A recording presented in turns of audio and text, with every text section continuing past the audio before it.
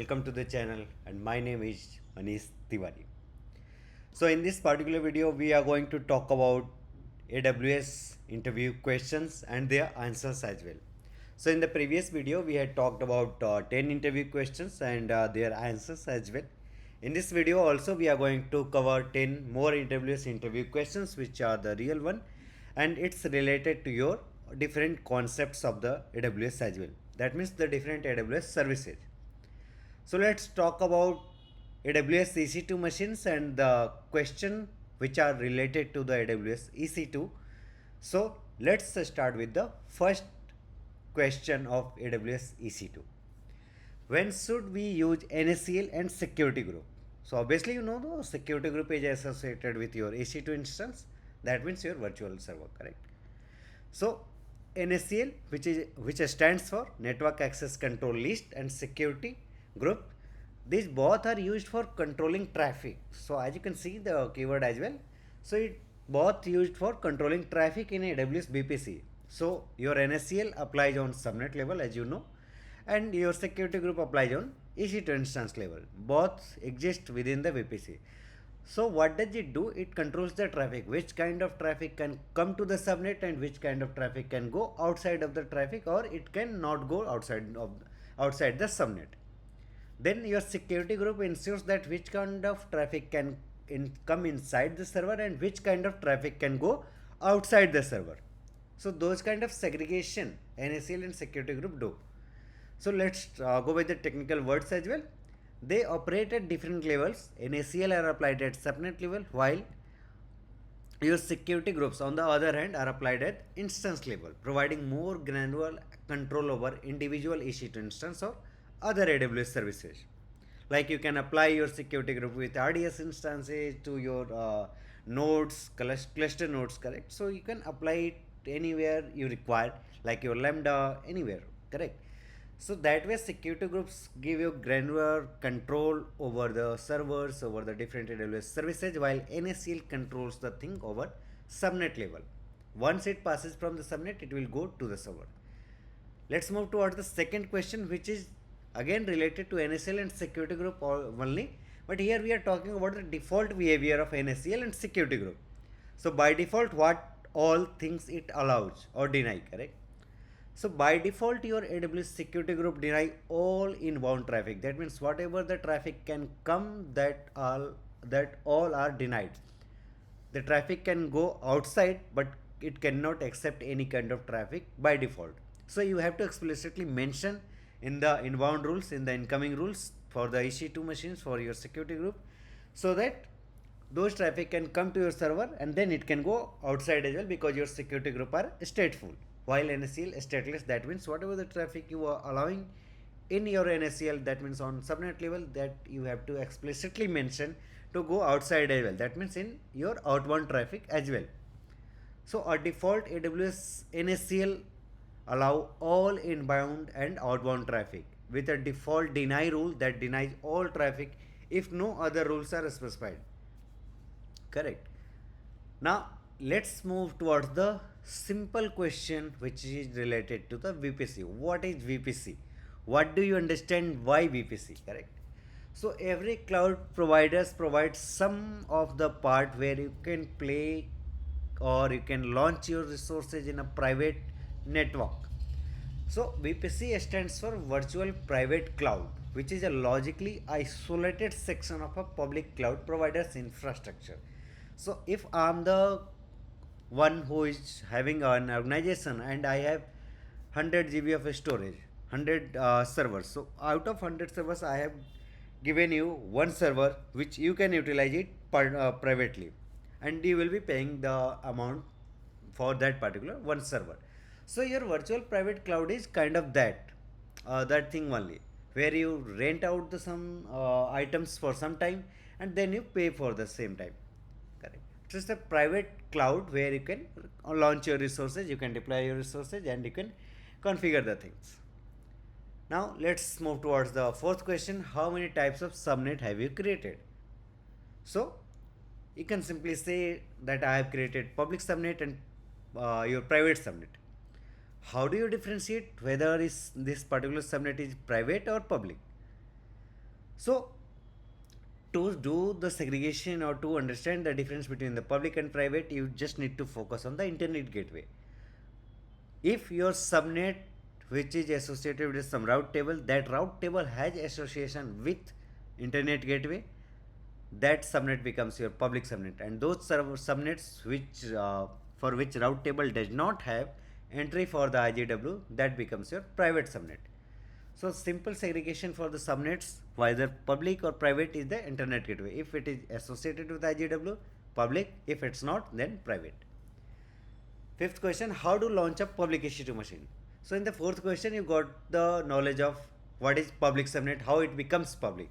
So to launch a public EC2 machine, what you have to do? You have to create a public subnet first. So what you will do? You will create VPC, you will create one IGW, then you will associate this IGW with VPC. After that, you will launch your EC2 in one of the subnet, like you are creating 3 subnet. So you will be launching your EC2 in one subnet or multiple availability zone also you can do, correct. In one of the subnet which is part of the VPC, the route table which is associated with the subnet, which subnet? In which you are creating your EC2. So if this subnet which is associated with the route table has the entry of IGW, then your EC2 becomes public EC2 machine, because it will be having public IP address and it can connect with internet based on the requirement. Sixth question is, can we change the private IP address of EC2 machine? So the simple answer is no. You cannot change the private IP address which is primarily, that means assigned at the time of launching of your EC2 machine. So when you are creating your EC2 machine, a private IP address is assigned and a public IP address if it's the public EC2, that means if it's the part of public subnet. So private IP address cannot be changed, although you can add secondary private IP address, that modification you can do, but you cannot change the primary IP address, primary private IP address. Seventh question, how to connect AWS S3 bucket from AWS EC2 machine? Very simple answer, we have talked before as well, that for this what you can do, you can create one IAM role. That IAM role will have permissions to connect with AWS S3, and this role will be configured with your AWS EC2 machine. So you will get into this modify IAM role. You will this is the different one. I will have to change this answer. Okay, my bad. So what you will do? You will create an IAM role. Then you will associate this with your server, associate with your EC2, and then you can access your S3 bucket, correct.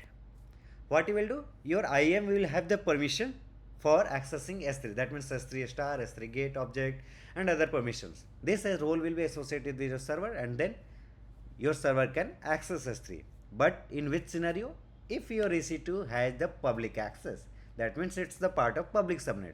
If it's not the part of public subnet and then you want to configure the connection with S3, you will have to use the net. If it's in the private subnet, even if you don't want to use the net, what can you do? You can use the VPC endpoint that we have covered in the 10th number question as well. So with the VPC endpoint as well, you can connect your EC2 to S3. We will talk in 10th question. Define auto scaling group and different policies. That's your 8th question.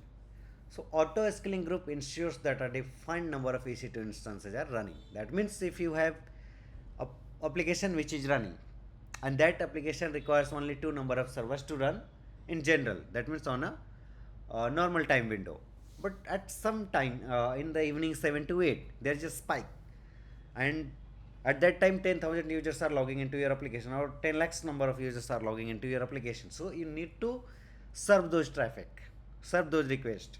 So for that, your auto scaling group can manage the number of servers, how many number of servers are required at what time, based on the CPU utilization, based on the memory utilization, based on the number of requests. So there are 3 different policies actually. It includes target tracking, scale based policies, and then schedule scaling.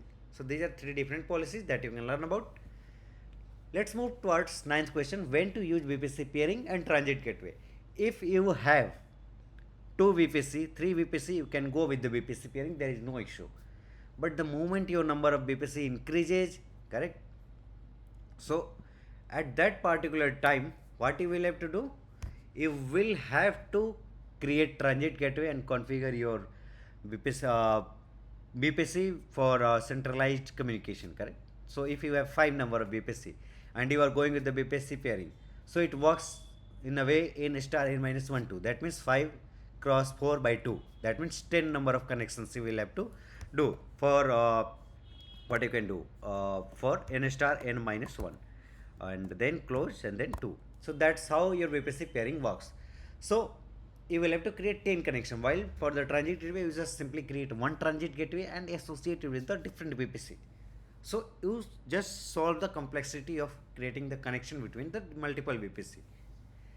Then let's go with the 10th question. By the way, if you are not aware about the BPC pairing and the transit gateway, you can watch out the videos which are available on my channel explaining in detail about the BPC pairing and the transit gateway. Let's talk about 10th question. What is the use of BPC endpoint? BPC endpoint enable private connections to AWS services without needing an internet gateway, NAT or public IP. The same we talked about in 7th question.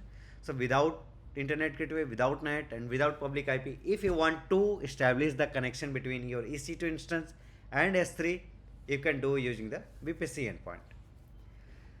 So in this video, I wanted to talk about this much only, and let's meet in the next video. Till the time, thank you, enjoy learning, keep learning DevOps, stay tuned and subscribe to the channel as well. Thank you.